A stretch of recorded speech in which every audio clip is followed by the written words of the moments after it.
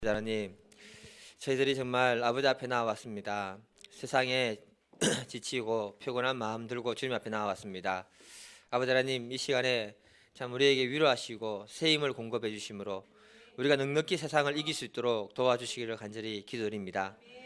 또한 아버지 하나님, 계시록에서 말씀하시는 그 말씀이 우리들의 심령에 들어오게 하시고 또 이것이 깨달아져서 마지막 시대를 살아가는 우리들이 정말 깨어있고 믿음으로 승리하는 사람들이 될 수 있도록 도와주시옵소서. 이 시간에도 주님께서 은혜를 허락하여 주시고 함께해 주시기를 간절히 기도드립니다. 예수님의 이름으로 기도드립니다. 아멘. 오늘 말씀은 계시록 10장입니다. 1절부터 11절까지 한 절씩 교독하겠습니다. 또 내가 보니 힘센 다른 천사가 구름을 입고 하늘에서 내려오는데 그 머리 위에 무지개가 있고 그 얼굴은 해 같고 그 발은 불기둥 같으며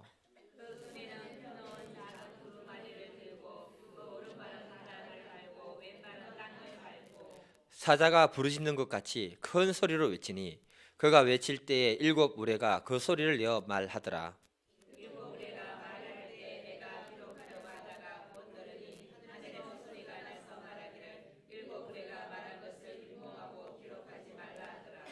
내가 본 바 바다와 땅을 밟고 서 있는 천사가 하늘을 향하여 오른손을 들고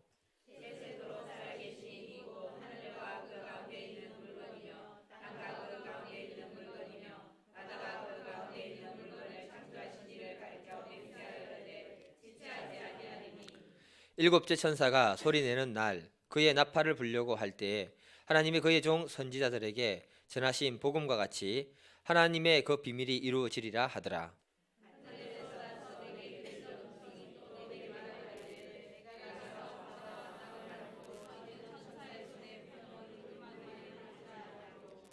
내가 천사에게 나아가 작은 두루마리를 달라 한적 천사가 이르되 갖다 먹어 버리라.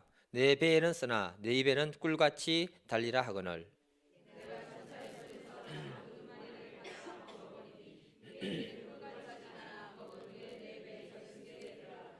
그가 내게 말하기를 내가 많은 백성과 나라와 방언과 임금에게 다시 예언하여야 하리라 하더라. 아멘. 오늘 말씀 제목 같이 한번 읽어보겠습니다. 시작. 아이고, 아니 이게 가까이는 잘 안 보이고 멀리는 잘 보이고 하여튼 그렇네요. 제가요 1999년 11월 28일 날에 터키 자비랑 선교사로 갔거든요. 네. 그해 8월 17일 날에 뭐냐면 이스탄불에서 약 4시간 정도 떨어진 곳이 이즈미트라는 곳이 있는데 여기가 현대 중공업 자동차가 있는 곳이에요. 예, 거기에 진도 7.8 지진이 그때 있었습니다. 예, 제가 간 해입니다. 예, 그래서 그 지진으로 인해 가지고 이스탄불까지 흔들렸거든요. 그 지진이 새벽에 일어나는 바람에 집이 그대로 폭삭 내려앉았습니다. 검색해서 보면 또 나올 겁니다. 예, 그래가지고 인명 피해를 굉장히 많이 냈던 곳이 이즈미트라는 곳입니다. 약 한 15,000명 정도 죽고요, 25,000명이 다쳤는데요. 그 지진 속에서 살아남은 사람의 이야기를 제가 들은 겁니다. 예. 지진이 새벽에 일어났거든요. 이 여자분이 화장실을 갔는 거예요. 화장실을 갔는데 새벽에 흔들리면서 그 벽이 자기에게로 막 다가오더래요. 너무 놀래가지고 볼일 보다가 갑자기 튀어나간 거예요. 그런데 희한한 건 뭐냐, 남편하고 아기가 있었는데 남편은 끼어지도 않고 아기만 들고 튀어나간 거예요. 여자들의 배신감입니다 이게. 그리고 바로 땅 그게 흔들려 가지고 그 집이 폭삭 내려앉으면서 남편이 죽어버린 거예요. 그 후로 이 여자는요, 그 마음의 죄책감 때문에 정말 이 말을 또 못하고요, 폐쇄공포증이 생겨가지고 건물 안이나 갇혀 있는 어떤 공간에 들어가서 볼일을 못 보는 거예요. 이해가 됩니까? 예. 그럼 볼일을 어떻게 받겠습니까? 밖에 나가서 치마 넓은 거 입고 그래서 볼일을 이렇게 보고 그랬다는 겁니다. 그 정도로 자연재해는 우리들에게 정신적으로 육체적으로 엄청난 스트레스와 함께 뭐냐면은 그 외상후 스트레스 그런 문제를 주게 되는 겁니다. 제가 그때 11일 달에 터키에 갔는데요, 사람들이 집 안에서 잠을 안 자고 다 밖에서 자는 거예요. 그 이유가 뭐냐, 전문가들이 말하기를, 지진 전문가들이 이런 지진이 이스탄불에도 온다라고 얘기를 한 거예요. 그러니까 사람들이 두려워가지고 집 안에 자는 게 아니고 11월 달인데도 집 밖에 텐트 치고 자는 사람부터 해서 밖에 다 주무시기 시작했습니다. 예. 그때 우리 마리아 선교사님하고는 우리는 믿음으로 산다라고 그냥 잤는데요. 예. 전부 사람들이 두려워가지고 바깥에 있더라는 겁니다. 이런 재앙을 계시록에서 계속적으로 내리고 있는 것을 우리가 공부를 했습니다. 예.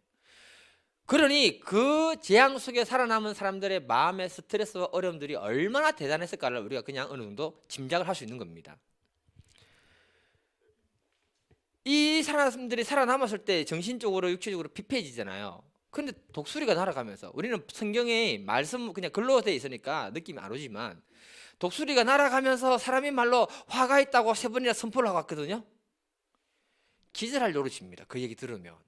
지진이 경험을 안 하고 들으면 뭐 저래 이래 되지만, 심각한 재난을 경험하고 난 다음에 화가 있다는 말을 들으면요, 사람 충격이 너무 심한 거예요. 지진이 오고 난 다음에 다시 올 거다고 말하니까 어떻습니까? 아무도 집에 안 들어갔잖아요.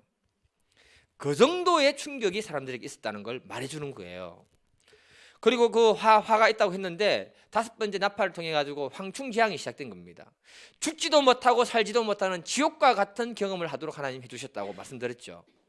그리고 6번째 재앙, 나팔 재앙을 통해 가지고 온 사람들이 다 애곡할 수밖에 없는 죽음의 재앙들이 거기에 다 내려버렸다라고 말씀해 드렸습니다.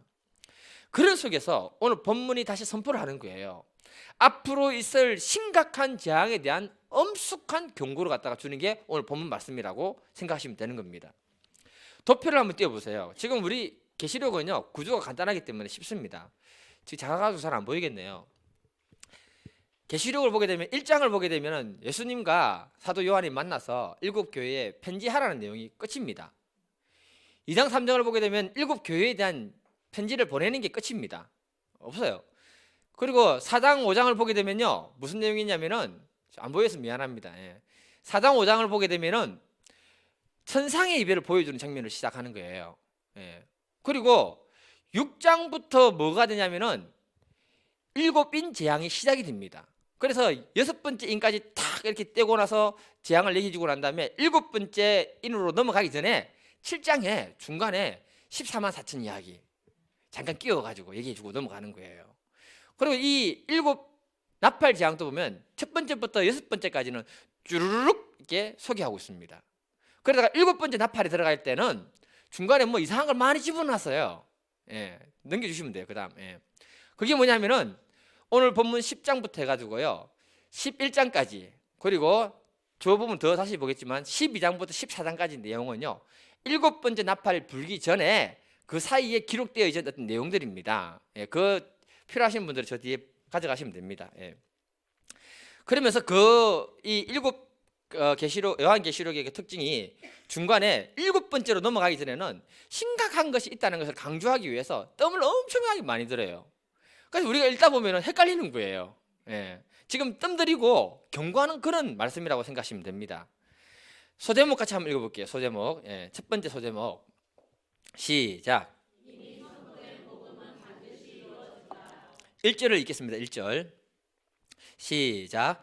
내가 또 보니 힘센 다른 천사가 구름을 입고 하늘에서 내려오는데 그 머리 위에 무지개가 있고 그 얼굴은 해같고 그 발은 불기둥 같으며. 사도 요한이 다른 장면을 봤는데요, 다른 힘센 천사를 봤대요. 근데 이 천사가 얼마나 큰지 구름을 옷으로 입었대요. 그림을 띄워주세요. 구름으로 옷 입었대요. 머리에는 멋진 무지개가 있고요. 들었습니다. 멋진 무지개가 있고요. 커가지고 하늘과 땅과 바다를 발로 두 발을 탁 밟고 있고요. 다리는요, 놋불과 같은 불이 붙어 있는 그 장면이거든요. 저는 큰 천사가 나타났대요.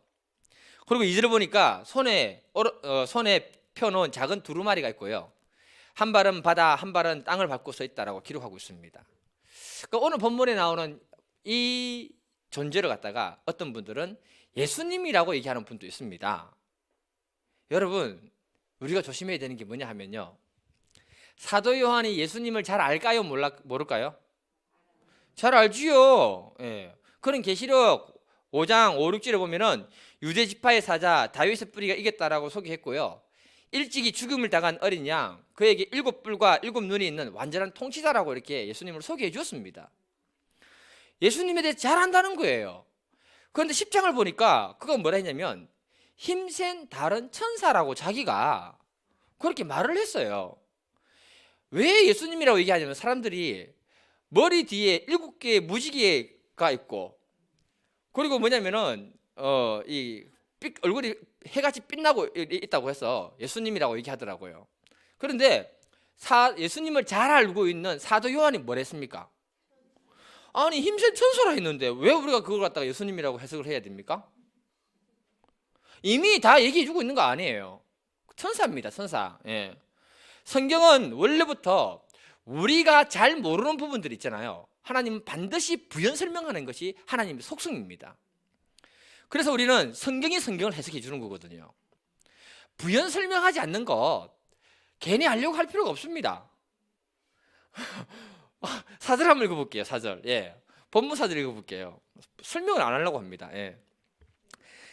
같이 읽겠습니다. 시작. 7 우레가 말을 할 때 내가 기록하려고 하다가 곧 들으니 하늘에서 소리가 나서 말하기를 7 우레가 말하는 것을 임봉하고 기록하지 말라 하더라. 아니 7 보니까 단순하게 천둥 소리 같았는데 사도 요한은 천둥 소리 속에서 어떤 메시지 음성을 들었다는 거예요. 기록을 하려니까 뭐 하지 말라 했다? 기록하지 말라 했다. 왜 기록하지 말라고 했을까요? 쉽습니다. 우리에게 유익이 되니까 하지 말았습니까? 유익이 안 되니까 하지 말았습니까?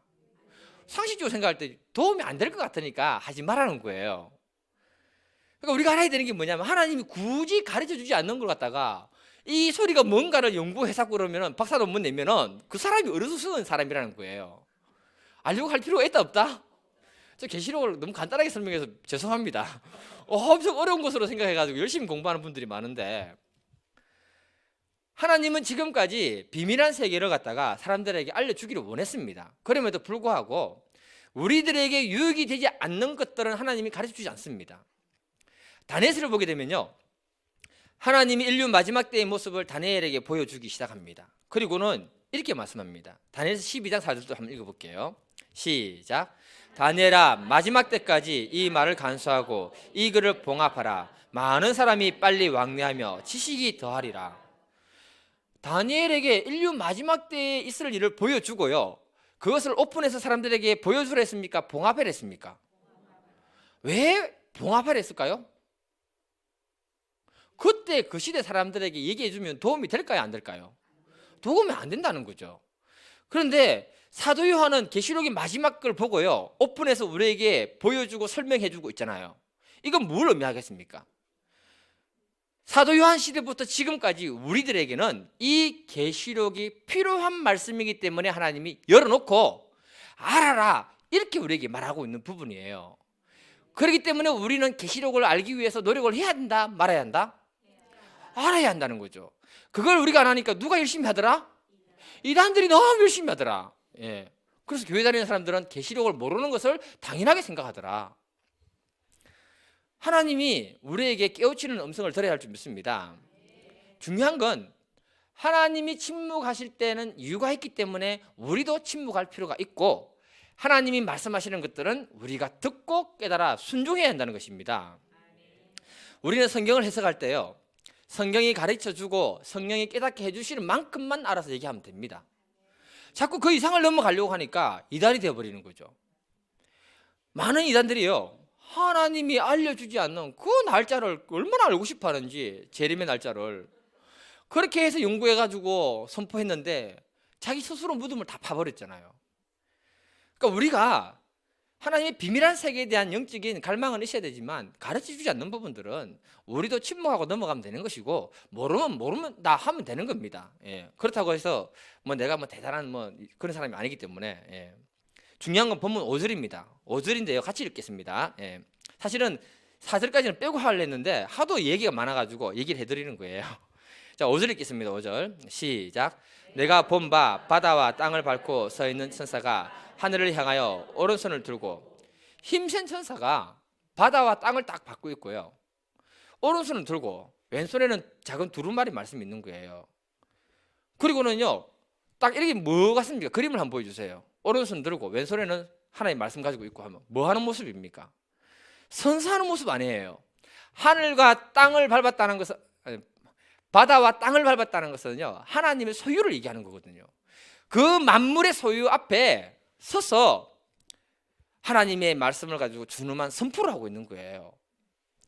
그래서 우리가 알아야 되는 게 뭐냐, 이 힘센 천사가 나타나서 얘기하는 것은 뭐냐, 마지막 시대에 있을 그 심판이 얼마나 무서운가를 갖다가 강한 메시지로 전달해 주는 거예요.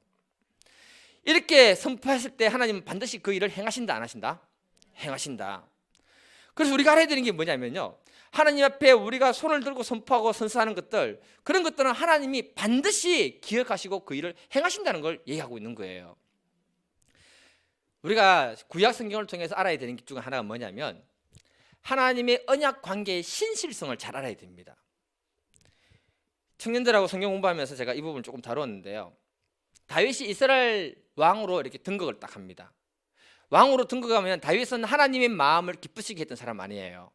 그러면 다윗이 왕이 됐으면 하나님이 기뻐서 다윗과 그 왕국을 축복을 해야 되잖아요. 그런데 성경에 무슨 말이 나오냐면, 약 3년간 땅에 비가 내리지 않았다, 이렇게 얘기합니다. 그가 왕이 됐는데 땅에 비가 내리지 않고 하나님이 축복하지 않으면 사람들이 어떻게 생각하겠습니까? 저 사람 하나님이 기뻐하는 사람이 아닌가 봐, 저 탄핵해야 된다,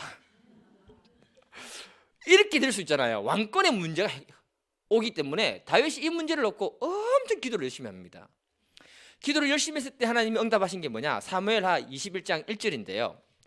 다윗의 시대에 해를 거듭하여 3년 기근이 있으므로 이는 사울의 피를 흘린 그의 집으로 말미암음이니 그가 기브온 사람을 죽였습니다. 무슨 말이냐, 하나님이 다윗을 도와주고 축복해주고 싶은데 사울이 왕이 됐을 때 기브온 사람을 죽였대요. 이 기브온 사람들이 누구냐 하면은, 이스라엘 백성들이 여호수아를 중심으로 해서 가나안 땅으로 쳐 들어갑니다. 들어갈 때 여리고성을 무너뜨리고 아이성을 무너뜨리고 하니까 기브온 사람들이 너무 무서워서 떨어버리는 거예요. 그래서는 멀리서 온 사람들처럼 거짓말로 꾸밉니다. 그리고는요, 사람과 사람 사이 거짓으로 왔지만 언약 관계를 맺는 거예요. 하나님 앞에서 당신들에게 우리가 종노릇을 할 테니까 당신들은 우리를 보호하고 지켜달라고 이렇게 언약 관계를 딱 맺었습니다. 그리고 그 사람들은요, 하나님의 언약에 그들과 언약에 순종해서 나중에 다윗 왕이 올 때까지 하나님 성전에서 물도 깃고 나무도 패고 하면서 그런 종로로서 이렇게 하면서 언약을 신실하게 지킵니다. 그런데 사울이 왕이 되고 난 다음에 초기에 무슨 바람이 불었는지 기브온 백성들은 자기 나라 백성들이 아닌데 자기들하고 같이 사는 걸 기분 나빠한 거예요. 그리고는 그들을 죽여버립니다. 그런데 하나님은 그 문제를 거론하면서 다윗이 왕이 됐을 때, 누가 왕이 됐을 때? 다윗. 비를 안 내리는 거예요. 3년 동안. 하나님 왜 이 문제를 지적했을까요? 사람과 사람이 맺은 언약, 하나님 앞에 맺은 언약도 하나님이 기억하고 그들을 지키고 보호하시는 신실한 하나님이라는 것을 그들에게 가르쳐 주시는 거예요. 그렇다면 하나님이 천사를 보내서 그 사람들 앞에 서서 선포하면서 선서하는 그 말씀이라면 앞으로 어떻게 되겠습니까? 반드시 그 약속은 이루어진다, 안 이루어진다?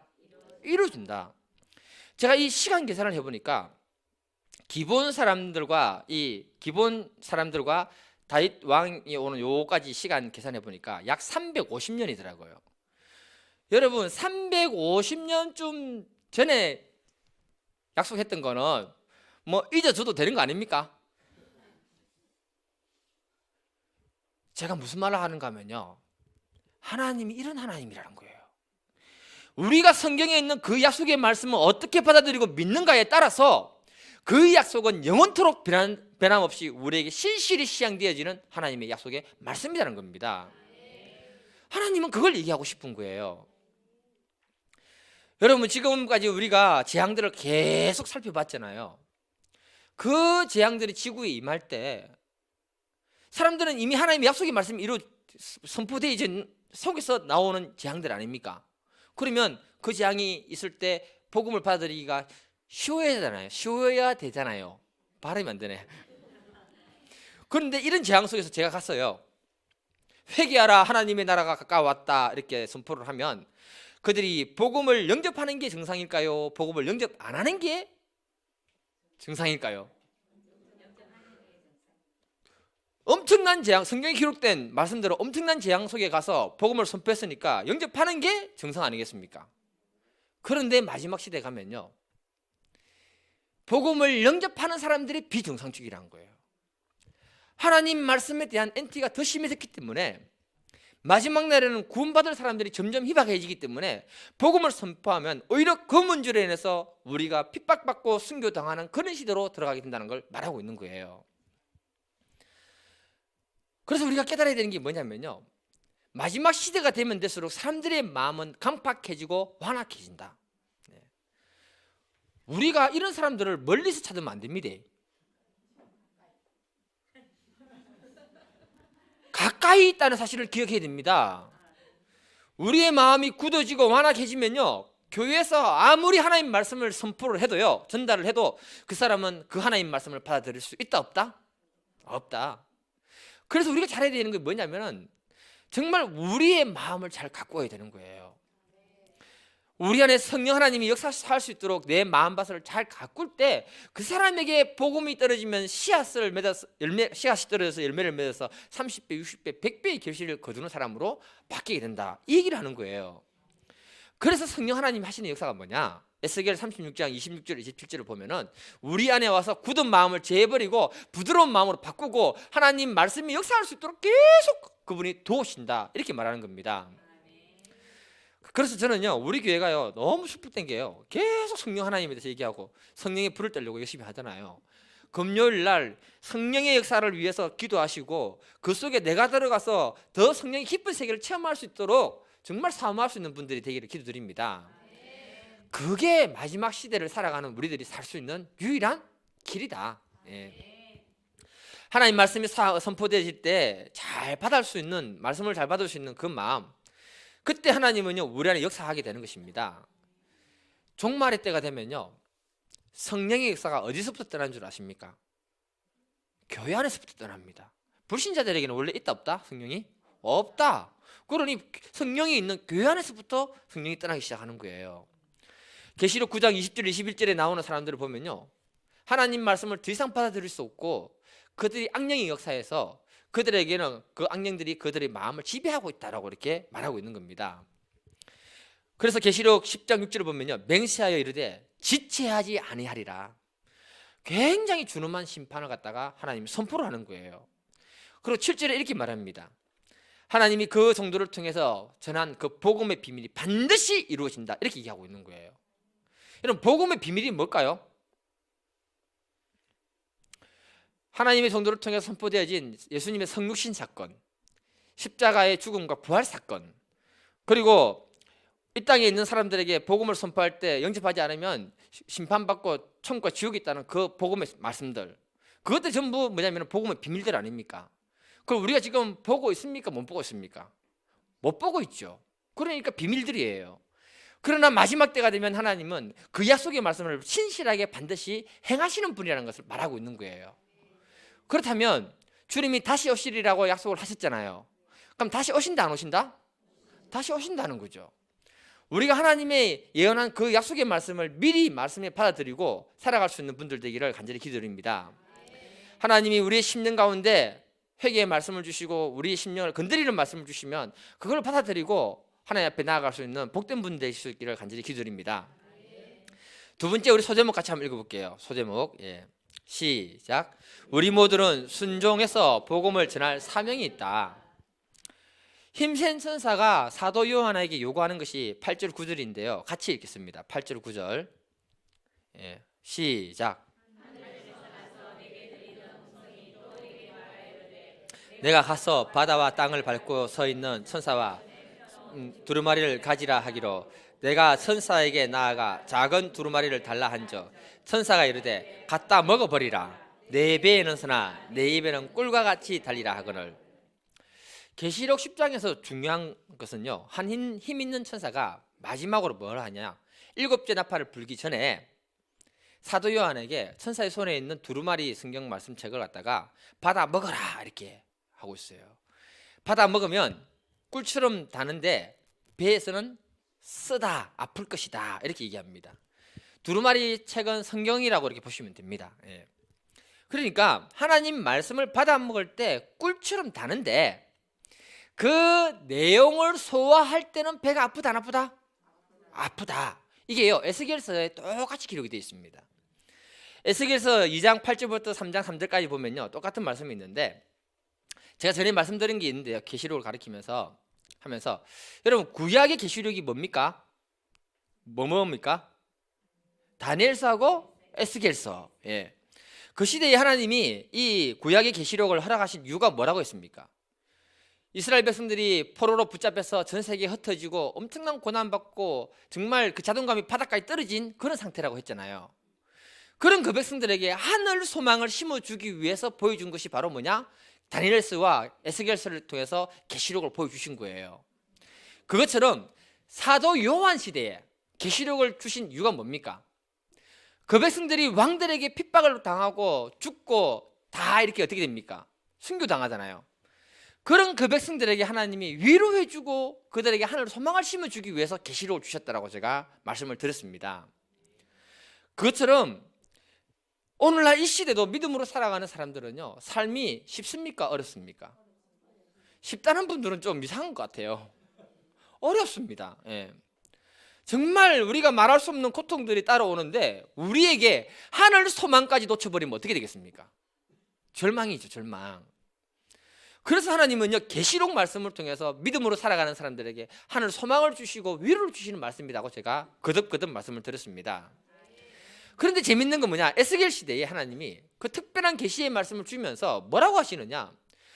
애가와 애곡과 재앙이 있는 두루마리 말씀을 받아 먹고 그것을 그 백성들에게 선포하라 이렇게 얘기합니다. 여러분 이 에스겔이요 겨우 나이가 30살밖에 안 된 젊은 선지자거든요. 저는 나이가 좀 됐습니다. 그런데 30살 된 사람에게 이제 목사 30살에 목사 되나 모르겠네. 그 사람이 장로들부터 해서 나이 많으신 분들에게 좋은 말씀이 아니고 애가와 애곡과 재앙이 있는 말씀을 막 선포하고 있으면 듣는 사람들이 기분이 좋겠습니까? 나쁘겠습니까? 나쁘죠. 저런 분들이 아무것도 모르고 함부로 그냥 짓거린다 그렇게 얘기할 확률이 많습니다. 구약시대 선지자들은 인기가 있었습니까? 없었습니까? 없었습니다. 왜요?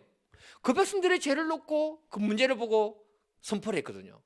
그래서 예레미야는요 뺨도 얻어맞고요 왕궁 감옥에 갇히기도 하고요 손가락질 당하고요 그런 일이 굉장히 많이 일어났습니다. 그런데 하나님은요 이 에스겔에게 뭐라고 요구하느냐? 에스겔 3장 1절 같이 읽을게요. 네. 시작. 또 그가 내게 이르되 인자야 너는 발견한 것을 먹어라. 너는 이 두루마리를 먹고 가서 이스라엘 족속들에게 말하라. 네. 너는 하나님의 약속 말씀을 받아 먹고 애곡과 재앙이 있는 그 말씀을 받아 먹고 그 백성들에게 가서 그걸 선포하라 이렇게 말하는 거예요. 또 오늘 본문 10장 11절도 읽을게요. 네, 같이 읽겠습니다. 시작. 그가 내게 말하기를 내가 많은 백성과 나라와 방언과 임금에게 다시 예언하여야 하리라. 사도 요한에게도 하나님이 말씀을 받아 먹고 그 말씀을 가지고 와서 많은 사람들과 백성들과 나라와 임금들에게 하나님 말씀을 선포하라 이렇게 말하고 있는 거예요. 그렇다면요 오늘 이 자리에 앉아 계시는 저와 여러분들은요 하나님의 약속의 말씀을 이미 깨닫고 받아 먹은 사람들 아닌가요? 그렇다면 우리에게 주어진 마지막 사명은 뭐란 것입니까? 주님 오실 때까지 이 땅의 모든 사람들에게 복음을 선포하는 것이 우리에게 주어진 사명이라는 것을 말해주고 있는 거예요. 특히 마지막 시대가 되면 될수록 사람들의 심령은 완악해지고 욕심 사나워지고 이기적으로 바뀌는 그 시대에 사람들에게 복음을 전할 책임을 우리에게 남겨두었다는 걸 말하고 있는 거예요. 계시록 마지막까지 우리에게 얘기하는 게 뭐냐? 복음을 전할 사명을 우리에게 남겨두었다는 걸 말해주고 있는 거예요. 그래서 우리가 계시록 말씀을 듣고 공부하는 것만으로 마치면 되는 것이 아니다. 이 내용들을 우리가 믿음으로 말씀을 받아들였다면 앞으로 세상이 어떻게 될 것인가를 우리는 안다 모른다? 알기 때문에 그것을 가지고 가서 사람들에게 복음을 지혜롭게 전할 수 있는 사명자가 되어야 된다는 것을 말해주고 있는 거예요. 계시록에서 말하는 이 사명을 우리가 잘 감당할 때요, 순교도 할 수 있는 영광이 주어집니다. 뭐가 주어진다고요? 순교의 영광이 주어지는 거예요. 자, 이미 재앙이 이 땅이 많이 이루어졌기 때문에 사람들의 마음은 강팍해졌다고 했죠. 수많은 재앙을 통해서 정신적으로 육체적으로 사람들은 피폐해진 그런 모습을 가지고 있는 겁니다. 사람이 계속 안 좋은 일을 당하는데 그 사람에게 또 재앙이 있다는 말을 선포하면 그 사람이 어떻게 반응할까요? 지금 재앙을 좀 많이 받은 분 있습니까? 제가 그분에게 가서요, 당신의 삶에 또 어려움이 있을 겁니다 이렇게 얘기하면요, 귀를 틀어막고요, 고함을 지르든지 아니면 그 말할 때 뺨을 때리든지 뭘 할 거라고요. 예. 사람이 재앙이 엎친 데 덮친 격으로 있는 사람에게 또 재앙을 얘기하면요, 정말 무슨 짓을 할지 모르는 거예요. 그렇게 완악해져 있는 그 심령들에게도 가서 뭘 해라? 복음 전할 사명이 마지막 시대에 우리에게 주어져 있다는 것을 10장에서 얘기하고 있는 거예요. 완악해진 그 심령들에게는요, 복음에 대한 강한 뭐가 있다? 엔티가 있는 거예요. 엔티. 그럼에도 주님이 이 사명을 우리에게 요구하고 있는 거예요. 제가 이 말씀을 가만히 묵상해 보니까 사도 요한 시대에 복음을 전했을 때 사람들이 복음에 대한 엔티를 하는 게 지금 우리가 복음을 전할 때 엔티 하는 거하고 어디가 더 심각하겠습니까? 지금 이 시대 사람들에게 복음을 전하는 것은 더 사람들이 강팍하게 반응을 한다는 거예요. 힘들어요. 그럼에도 불구하고 우리에게 주어진 건 뭐다? 복음에 대한 사명이 주어져 있다는 거예요. 마지막까지. 그래서 우리가 깨달아야 되는 게 뭐냐?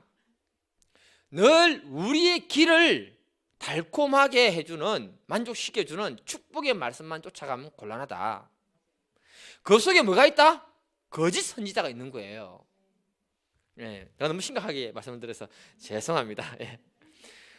하나님은 오늘날 이 시대에도 그 정도를 통해서 여전히 말하는 게 뭐냐면 마지막까지 복음을 선포하는 사명을 우리에게 부담을 주셨다는 거예요.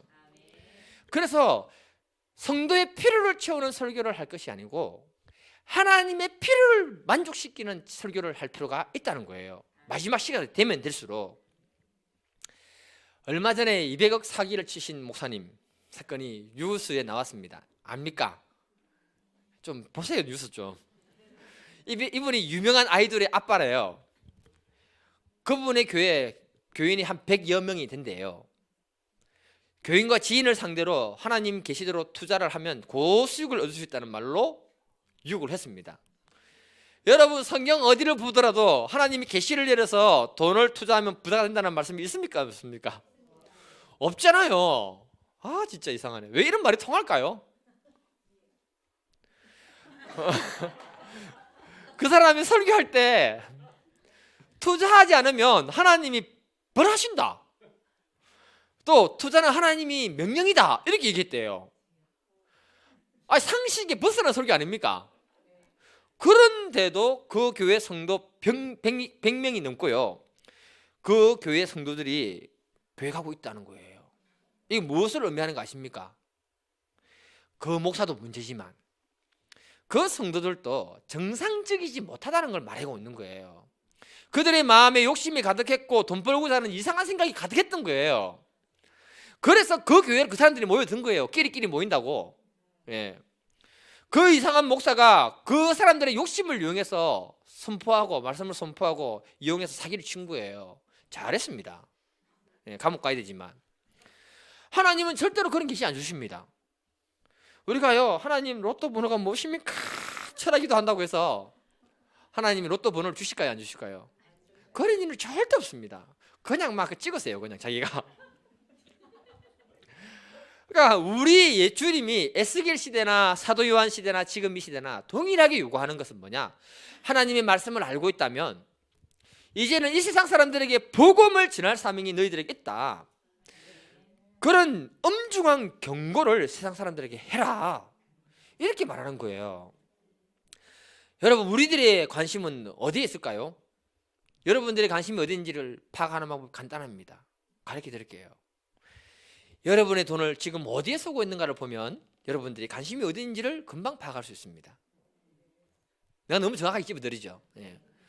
돈을 쓰고 있는 그곳에 지금 여러분들의 마음이 들어가 있는 거예요. 이런 의미에서 보면요, 이단들이 얼마나 훌륭한지 몰라요. 종말론적인 신앙을 가지고 전도를 엄청 열심히 하고 있습니다. 무슨 말입니까? 비록 이단이지만 그 마음에 그 교주가 준 종말의 때를 어서 오시옵소서 기다리면서 자신의 삶을 불태우고 있다는 거예요. 잘못됐지만 종말적인 신앙을 가지고 자신의 삶을 불태우고 있는 거예요. 그런데 우리 기독교인들은요, 마음의 종말론적인 신앙을 가지고 이 세상에 나아가서 복음을 전할 사명이 있음에도 불구하고 관심이 없다는 겁니다. 이 말은 우리들에게 종말론적인 신앙을 잃어버렸다는 것을 대변해주고 있는 거죠. 종교개혁자인 루터가요, 한참 종교개혁을 할 당시에 친구 집에 놀러 갔다 갑니다. 초청 받아서. 집에 들어가니까 비싼 그림부터 딱 붙어 있고요, 집이 얼마나 멋지게 꾸며져 있는지 한 바퀴 삥 돌고 난 다음에요, 심각한 표정을 하고는 친구에게 이렇게 말을 하고 나옵니다. 자네 집에는 종말론적인 삶이 전혀 없네 하고는 나와버렸대요. 여러분, 우리의 마음에 종말론적인 신앙을 가지지 못한 사람들은요, 그런 집 한번 딱 둘러보고 오면요, 어떻게 될까요? 여자분들은 다 부러워가지고 시험 들고 당장 우울해지기 시작합니다. 그리고 남편에게 하는 말이, 아이고 인간아 니는 이거밖에 못 사나, 딱 그럽니다. 우리 주님은요, 마지막 7째 나팔이 불기 전에 자신의 뜻을 천사를 통해서 단호하게 밝히는 거예요. 지체하지 아니하리라. 그리고 하나님 말씀을 받아먹은 사도 요한에게 애가와 애곡과 재앙이 담긴 그 하나님의 심판의 메시지를, 그 사명을 끝까지 감당하고 예언하는 자가 되어라, 이렇게 말하고 있는 거예요. 복음에는 양면성이 있습니다, 여러분. 우리가 하나님의 복음을 전할 때 그 복음을 받아들이는 사람에게는 그 복음이 축복이 되고 기쁜 소식이 되지만, 그 복음을 거부하는 사람에게는 저주가 되고 그것이 나쁜 소식이 되는 거예요. 이것처럼 늘 하나님 말씀이 선포되지만 그 말씀이 내 심령에 들어오고 받아지면 그 사람은 축복된 사람이고 좋은 소식이 되는 것이고, 아무리 말씀을 많이 들었지만 그 말씀이 내 안에 역사하지 않으면 그것은 오히려 저주가 되고 나쁜 소식이 된다는 것을 말해주고 있는 거예요. 우리 주님은 천사를 통해서 마지막까지 엄중한 심판을 경고하고 있습니다. 그리고 우리에게 마지막까지 전도에 대한 사명을 주셨거든요. 그러니까 우리가 마음을 받아들이시기 바랍니다. 우리 교회가 이제 6월의 초대를 향해서 나아가고 있습니다. 지금부터 전도하고 기도하고 전도할 수 있기를 바랍니다. 여기 있는 사람이 한 사람만 들어와도 우리 교회는 부흥됩니다. 그리고 그분들이 전도를 했는데 구부하고 안 오면 어떻게 됩니까? 주님이 아직 오시지 않았으니까 올 때까지 중보기도해서 데려와야죠. 그렇게 그 부분을 놓고 우리가 뜨겁게 기도하고 갈 수 있기를 바랍니다. 그리고 우리의 마음에 정말 종말론적인 신앙관을 가지고 살아가고 있는지를 확인하고 기도하는 바람이 되기를 바랍니다. 또 이 시간에 기도할 때 중보기도를 부탁드리는데요, 2가지가 있는데, 하나는 우리 정혜원 집사님 몸에 열이 좀 떨어지고 하나님 은혜 가운데 다시 살아나고 소생되는 믿음의 역사를 위해서 기도해 주시고요. 또 목사님 금요 이제 성령 집회 계속 하셔야 되는데 지금 컨디션이 안 좋다고 합니다. 그래서 건강을 위해서 중보기도 해주시고요. 이번에 그 성령 집회할 때 계속 우리가 사모한 마음을 하다 보면 어느 날 목사님 안수할 때 놀라운 믿음의 역사가 일어날 겁니다. 사모하고 우리가 준비할 수 있기를 간절히 기도드립니다. 우리 다 같이 주여 삼창하고 기도하도록 하겠습니다. 주여, 주여, 주여. 아버지 하나님, 저희